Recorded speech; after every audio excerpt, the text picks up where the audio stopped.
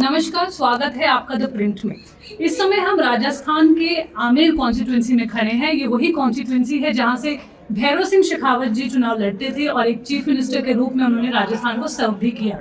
इस समय हमारे साथ हैं बीजेपी के लीडर सतीश पूनिया जी, जो कि स्टेट प्रेसिडेंट भी रह चुके हैं पास्ट में। उनसे समझते हैं क्या स्थिति है अभी राजस्थान में भाजपा की और क्या हम उम्मीद कर सकते हैं। सर नमस्कार, स्वागत है आपका द प्रिंट में। कांग्रेस के जो लीडर हैं राहुल गांधी जी, प्रियंका गांधी जी, वो कहती है कि हमारे पास लीडर है, आपके पास कोई चेहरा नहीं है, इसलिए आप लोग सिर्फ एक चेहरा दिखा रहे मोदी जी का। मेरे ख्याल से मोदी जी से बड़ा चेहरा तो अब दुनिया में ही नहीं है। जिस तरीके से वो विश्व नायक के रूप में उभरे हैं और पूरे दुनिया की निगाह उन पर है, इसलिए ये उनकी निराशा है कि हमारे पास चेहरा नहीं है, लीडर नहीं है।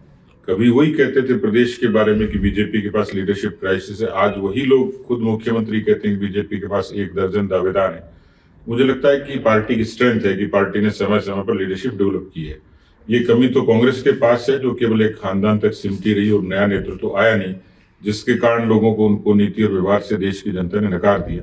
तो क्राइसिस तो उनके यहाँ, हमारे यहाँ नहीं है।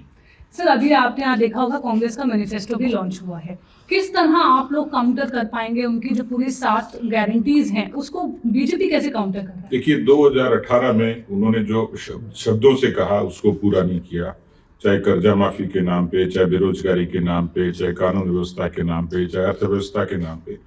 जन घोषणा पत्र में जो कहा उसका 60% भी अनुपालना नहीं हुई, जिसको उन्होंने बाइबल कहा। और इसलिए मुझे लगता है कि वो गारंटी के नाम पर जो चीजें प्रचारित की जा रही है वो एक सियासी हथकंडा है, उस पर राजस्थान की जनता एतबार नहीं कर रही। क्योंकि यदि वो गारंटी देते महिलाओं की सुरक्षा की तो मान लेते, लेकिन आज राजस्थान दुष्कर्म में नंबर 1 है। रोजगार की गारंटी देते, बेरोजगारी में नंबर 1 है, पेपर लीक में नंबर 1 है, जीरो टॉलरेंस की बात करने वाले थे, करप्शन में नंबर 1 है। ये ट्रांसपेरेंसी इंटरनेशनल की रिपोर्ट कहती है। एनसीआरबी के आंकड़े कहते हैं 17 बलात्कार, 7 हत्याएं। ये कानून व्यवस्था की बदहाली में नंबर 1 है। तो मुझे लगता है कि इस सरकार की, कांग्रेस पार्टी के अशोक गहलोत की गारंटी पे लोगों का कोई भरोसा नहीं। ऐसा लगता है कि उनकी जो हालत है उस पर जनता ने जरूर गारंटी दी है कि इस बार कांग्रेस रिपीट नहीं होगी। आपने जहां कहा कि लीडरशिप का क्राइसिस बीजेपी में नहीं है, लेकिन अगर आप देखें कि अशोक गहलोत और सचिन पायलट ने तो अपना मनमुटाव दूर करके एक इकट्ठे हो गए हैं, लेकिन आप लोगों की अगर पार्टी में अभी भी देखें तो अगर कहा जाए कि सीएम कौन होंगे तो उस पर कोई नाम नहीं आता है। आप खुद एक ओबीसी लीडर हैं, तेलंगाना में ओबीसी सीएम की बात करती है बीजेपी। लोकसभा इलेक्शन से पहले क्या आपको लगता है एक मैसेज जा सकता है अगर यहाँ से भी कोई एक ओबीसी फेस को सीएम बनाए? देखिए उनकी एकता हाथी के दांत जैसी है, खाने के और दिखाने के और। अंदर खाने जो विग्रह है वो जो 18 से चल रहा है और आगे भी चलेगा।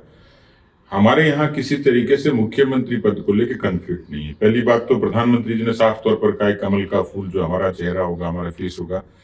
हम लोग भी कन्विंस्ड हैं, पार्टी के नेतृत्व ने जो निर्देश दिए कलेक्टिवली लड़ेंगे और कलेक्टिवली जीतेंगे, और जीतने के बाद पार्टी जो तय करेगी उसको स्वीकार करेंगे।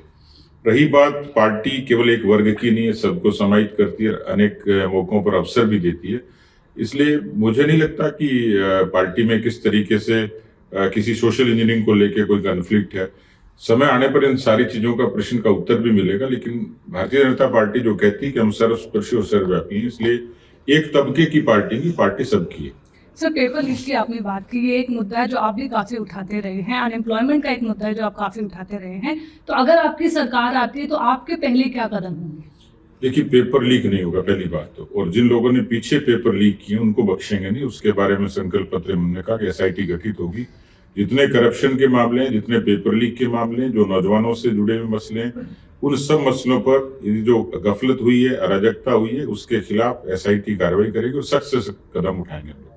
सर कल योगी आदित्यनाथ जी भी आमेर आए थे, उन्होंने एक तरह से कहा कि बुकिंग करा लो राम मंदिर देखने के लिए। कांग्रेस ये कहती है कि आप लोग हमेशा एक तरह से पोलराइजेशन करना चाहते हैं इलेक्शन में, राम मंदिर, हिंदुत्व, ये सब आप लोग इलेक्शन के टाइम यूज करते हैं ताकि वोट को डिवाइड कर सकें।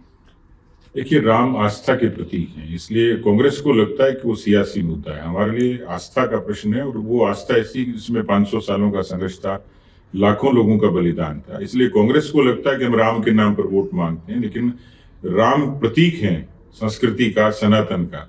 और इसलिए जब हम ये बात कहते हैं कि हम सनातन की रक्षा करेंगे और राष्ट्रवाद की बात करेंगे, तो ये पूरे तरीके से राम में समाहित हैं। और इसलिए हमारा एजेंडा स्पष्ट है, राम भी है और विकास भी है।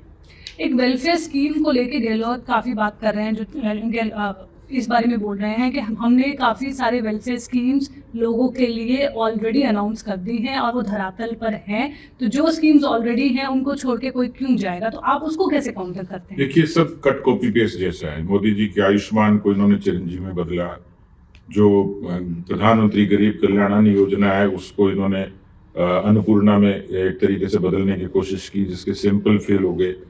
कुल मिलाकर जो इन्होंने गरीब परक जो योजनाओं की घोषणा की थी, वो कुल मिलाकर दिखावा है। धरातल पर उसका वजूद नहीं, और लोगों को इन्फ्लुएंस करने की कोशिश की, जिसमें सफल नहीं होंगे।